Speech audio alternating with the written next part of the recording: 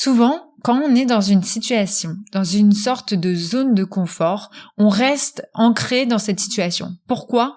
Parce qu'il y a du confort, on est bien, et finalement, on ne va pas se permettre de passer à l'action parce qu'on va vouloir rester là-dedans. Alors je vais t'aider aujourd'hui à te trouver une technique en tous les cas qui te permet de passer à l'action rapidement. Attention, en ayant vraiment réfléchi, en t'étant dit, là ça pourrait être une bonne solution, on peut y aller.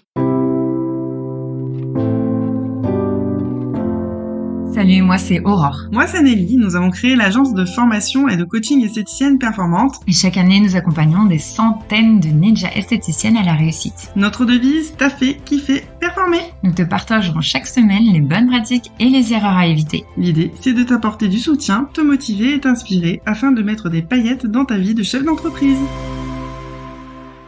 Bonjour et bienvenue dans l'épisode du podcast Esthéticienne Performante. Dans cet épisode, nous allons parler de passer à l'action rapidement et pourquoi c'est important, voire essentiel, de passer à l'action rapidement, tout en ayant pris un point de recul, on est d'accord. Mais pourquoi c'est essentiel notre capacité à passer à l'action ? Je parle de moments où tu te dis oh là là, ça serait une bonne solution, mais je passe pas à l'action, et où tu te dis mince, j'aurais dû le faire avant. Alors je vais t'aider aujourd'hui, en tous les cas je l'espère, à te trouver une technique en tous les cas qui te permet de passer à l'action rapidement. Attention, en ayant vraiment réfléchi, en t'étant dit là ça pourrait être une bonne solution, on peut y aller. On garde toujours cette marge de réflexion, on est d'accord. Allez, comment on fait pour passer à l'action rapidement ? Je vais te faire le point 1 qu'on va voir, ça va être vraiment de se dire, qu'est-ce qui se passe si je passe à l'action ? Quelles sont les choses positives que je vais avoir de cette situation ? Et point 2, on va aller faire l'inverse. Je vais aller te faire visualiser le truc pour que ça aille plus vite en termes de passage à l'action. Allez.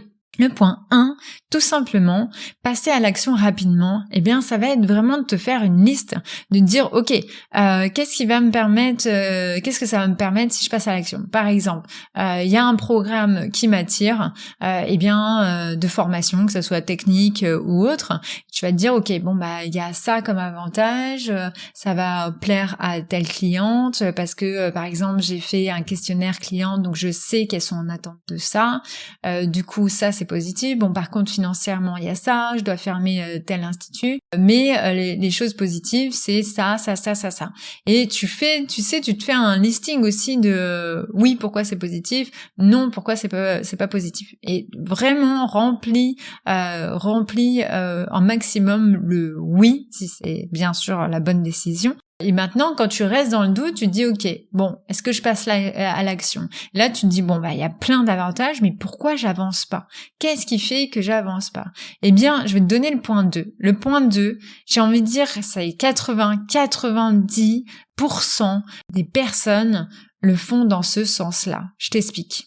Souvent, quand on est dans une situation, dans une sorte de zone de confort, on reste ancré dans cette situation. Pourquoi ? Parce qu'il y a du confort, on est bien, et finalement, on ne va pas se permettre de passer à l'action parce qu'on va vouloir rester là-dedans. Et du coup, il y a beaucoup de personnes qui restent comme ça. Il y a 90% des personnes.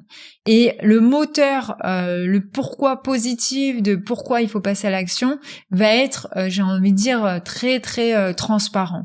En tous les cas, pas assez fort. Et à 90%, clairement, les personnes vont commencer à sortir de leur zone de confort au moment où ça pique. Tu vois, au moment où ça devient trop frustrant, au moment où ça devient trop dangereux pour son entreprise, au moment où j'ai envie de dire c'est soit ça, soit c'est la cata. Et moi j'ai pas envie que tu passes par le moment où c'est soit ça là, soit la cata. Donc on va aller visualiser dans le point 2, on va aller se dire là aujourd'hui, j'ai envie de passer à l'action mais je ne passe pas à l'action rapidement. On a fait le listing de tout ce qui était positif.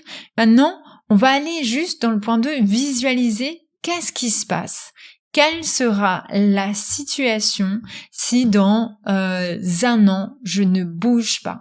quelle sera ma situation en termes d'énergie, en termes d'argent, en termes de temps. Et si tu te dis, ok, si je passe à l'action, il y a ça. Si je passe pas à l'action et que je reste exactement pareil, eh bien de visualiser ça dans un an, des fois ça peut faire du froid dans le dos.